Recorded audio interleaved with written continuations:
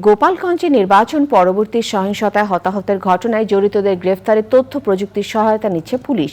হত্যাকাণ্ডের প্রতিবাদে মহাসড়ক অবরোধ করে বিক্ষোভ দেখিয়েছে উত্তেজিত জনতা। পুলিশের সঙ্গে সংঘর্ষ হয়েছে তাদের। এনামুল কবির রূপমের রিপোর্ট। গোপালগঞ্জ সদর উপজেলার চন্দ্রদিঘলিয়ায় নির্বাচন পরবর্তী সহিংসতায় প্রতিপক্ষের গুলিতে কলেজ ছাত্র নিহতের প্রতিবাদে ঢাকা খুলনা মহাসড়ক অবরোধ করে বিক্ষোভ দেখিয়েছে জনতা। কোথাও গাছের গুড়ি ফেলে, কোথাও বা আগুন জ্বালিয়ে সড়ক অবরোধ করে তারা। অবরোধ চলাকালে পুলিশের সঙ্গে সংঘর্ষও হয়। তাৎক্ষণিকভাবে লাশ নিয়ে খুলনা ঢাকা মহাসড়ক কিছু সময়ের জন্য অবরুদ্ধ ছিল।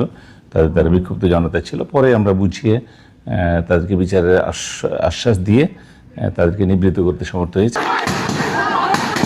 সদর উপজেলার বিজয়ী চেয়ারম্যান কামরুজ্জামান ভূঁইয়া ও পরাজিত চেয়ারম্যান প্রার্থী বিএম লিয়াকত আলীর সমর্থকদের মধ্যে মঙ্গলবার রাতে ওই সংঘর্ষ হয়।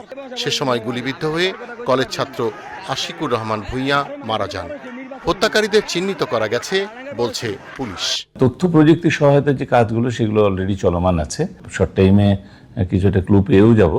আর যারা হত্যা করেছে তারা তো চিহ্নিত অপরাধী, যেহেতু দুই পক্ষের মধ্যে সাংঘর্ষিক অবস্থার মধ্যে দিয়ে হয়েছে। সুতরাং যারা ফায়ার করেছে, যে সহযোগিতা করেছে, তাদেরকে সবাই দেখেছে। তাদেরকে চিহ্নিত করার যে কাজটা সেটা অলরেডি হয়ে গেছে। এখন শুধু তাদেরকে গ্রেপ্তার করে আইনের আওতায় আনা। আহত 15 জনের মধ্যে একজনকে ঢাকায় এনে উন্নত চিকিৎসা দেওয়া হচ্ছে। তার অবস্থা আশঙ্কাজনক বলছেন চিকিৎসকরা। Enamul Kabir Rupam, channel I.